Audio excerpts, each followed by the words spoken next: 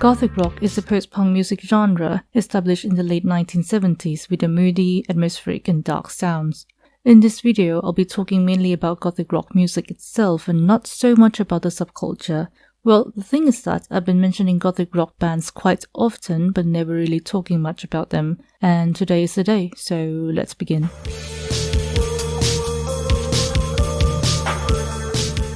Gothic rock emerged from the post-punk scene in the United Kingdom during the late 1970s. The major elements of the genre include minor keys, reverb, steady rhythm, and mellow baritone vocals. Despite the fact that Bela Lugosi's Dead by Bauhaus, released in 1979, was regarded as the first Gothic rock song with its sparse drumming and monotone vocals, the term Gothic rock had been used even before the genre became more established. One of the earliest use of the term was in October 1967, when critic John Stickney used the term to describe The Doors, stating, "In the gloomy vaulted wine cellar of Delmonico Hotel, the perfect room to honor the Gothic rock of The Doors." In the same year, Kurt Loder also described All Tomorrow's Parties, a song by the Velvet Underground and Nico, released in 1966, as a mesmerizing Gothic rock masterpiece.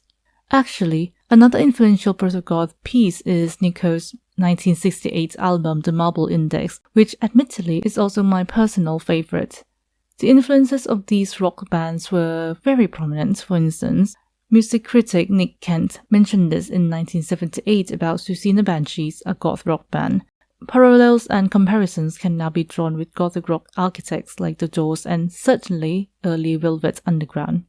Aside from these American rock bands, glam rock's theatrical performance also influenced Gothic rock performance greatly, especially Mark Bolan, David Bowie, and Iggy Pop.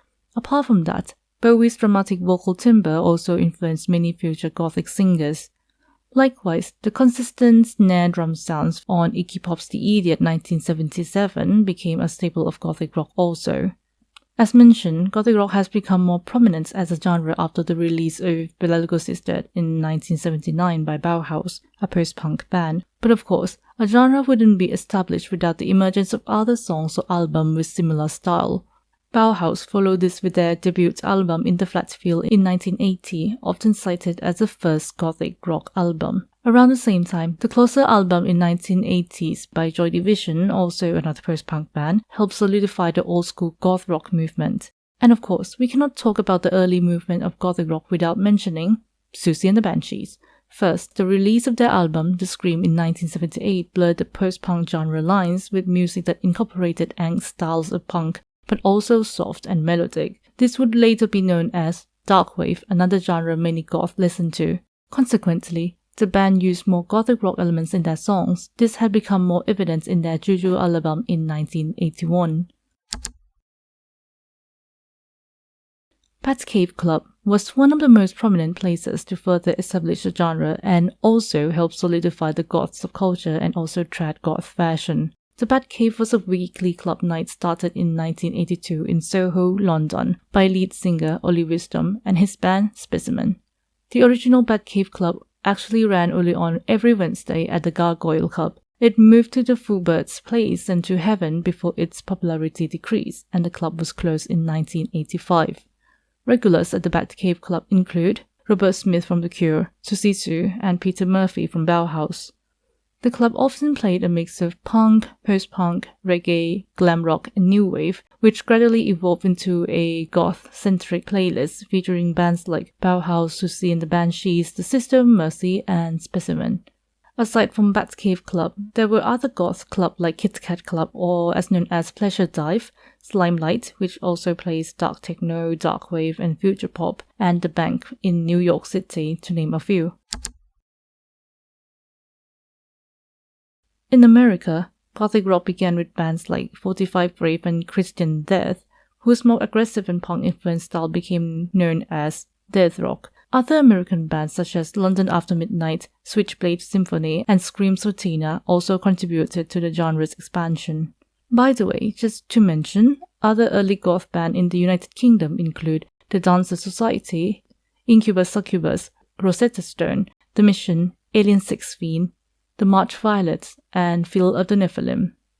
Germany is another place where goth rock became widespread with bands like Exmal Deutschland, Dreadful Shadows, and Diary of Dreams. Apart from bands, there were records that include Gothic rock song and helped spread the music across Europe, like Beggar's Banquet Records and Cleopatra Records. But over time, the genre became less popular and was replaced with other dance music. It doesn't mean that there are no newer goth rock songs or that the subculture has now completely disappeared. There are still newer goth bands being formed in the 21st century, like Drab Majesty, Plastic Noir, Cellophane, Rose Garden Funeral Party, Angels of Liberty, and Rayrata.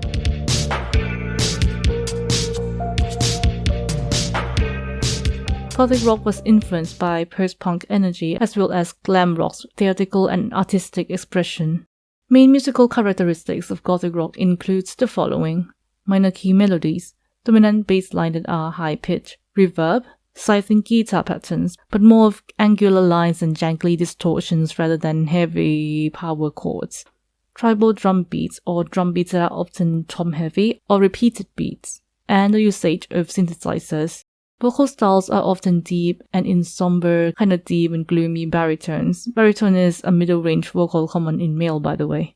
The themes in most songs are sadness, nihilism, dark romanticism, tragedy, melancholy, morbidity, supernatural mysticism, and existentialism. Oh, and speaking of which, many of you have asked for Gothic literature-inspired goth rock songs as well in my previous videos, so I'll take some examples from my playlist. First, Bela Lugosi's Dead by Bauhaus, of course, Dr. Jekyll and Mr. Hyde by The Dam, Morella Sleep by Paralyzed Age, Dracula is Cannibal by The Cemetery Girls, Molly Lee by Lupine, Bride of Frankenstein by Zeitgeist Zero, Lucy's Death by Killing Witches. There are also bands that got their name from Gothic literature or film, like The House of Usher and Nosferatu.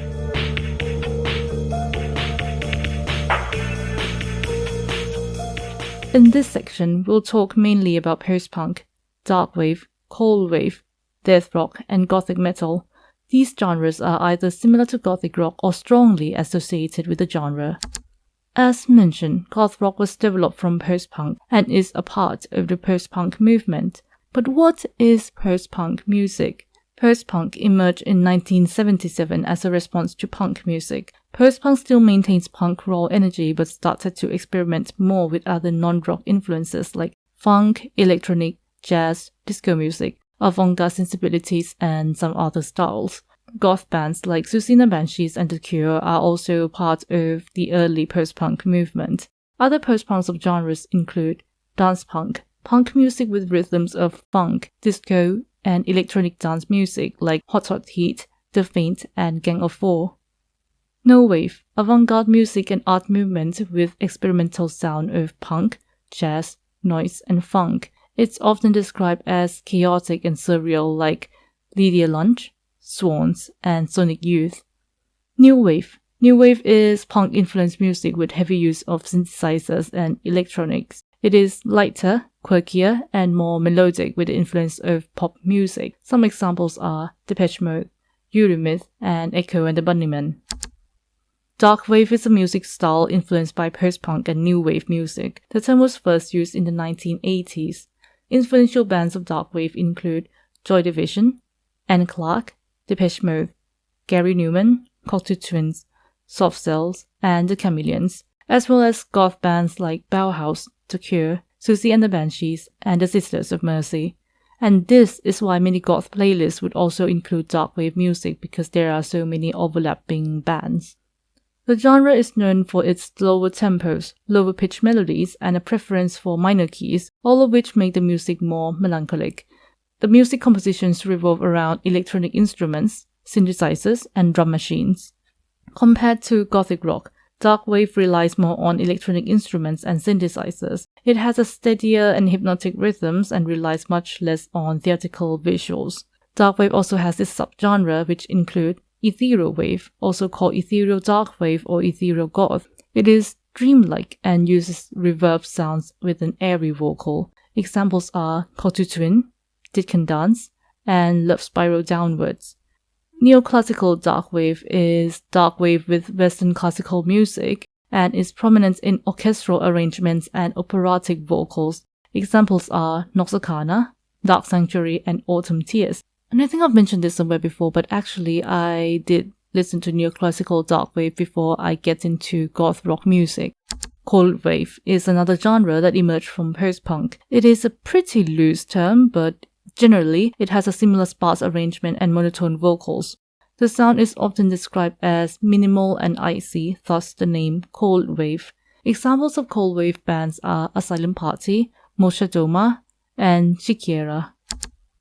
Deathrock is originally referred to as the American style of Gothic rock, specifically the Los Angeles, California 80s Gothic scene, before it gradually became more well-known to other parts of the world. The differences between Deathrock and other Gothic rock music is that Deathrock is louder, more raw, and more punk influenced.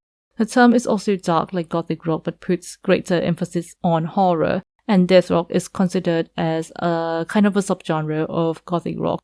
Some examples of death rock bands are 45 Grave and Christian Death, as mentioned in the history section, Bloody Dead and Siouxsie, Alien Sex Fiend, and Voodoo Church. Gothic metal. While darkwave and goth rock are a part of post-punk, Gothic metal is a part of, you've guessed it, metal. Though it is also partly inspired by Gothic rock melodramatic themes. But if you want to ask if Gothic metal is considered a part of goth subculture or not, the answer is no, it is a part of metal subculture. Gothic metal was born from the fusions of death metal raw energy and doom metal somber and atmospheric music. It became more established as a genre in the mid-90s. Similar to Gothic rock, Gothic metal also includes themes of darkness, romanticism, and melancholy. Gothic metal usually uses modern keyboards, distorted guitars, and synthesized melodies. It often includes heavier guitar riffs than goth rock, and for me personally, Gothic metal typically sounds more epic. One of the Gothic metal most prominent elements is the Beauty and the Beast sound, which combines operatic female voices and aggressive growling of male voices. This is also reflected in their melodies, which include both melodic atmospheric sounds and heavier guitar riffs and drums. Examples of Gothic metal bands are Type O Negative, My Dying Bride, Elysian, Paradise Lost, Lacuna Coil, and Lord of the Lost. Gothic metal is also my favorite genre, and I've seen some comments requesting a video about it already. So if you are also interested, please tell me and stay tuned for one, I guess.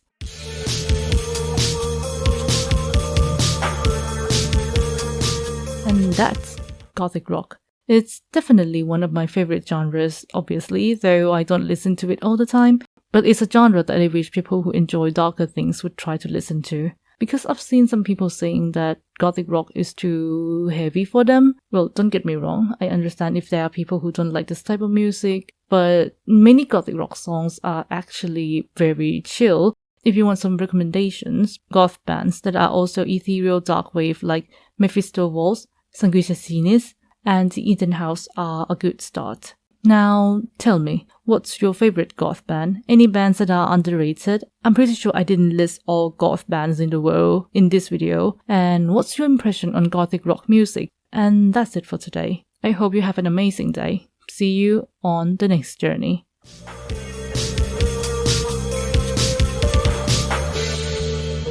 I just realized I haven't listed out my favorite bands for you, but at the moment I love Rose Garden Funeral Party, The Scarlet Remains, Siouxsie and the Banshees, Dark Side Cowboys, and The Dancer Society.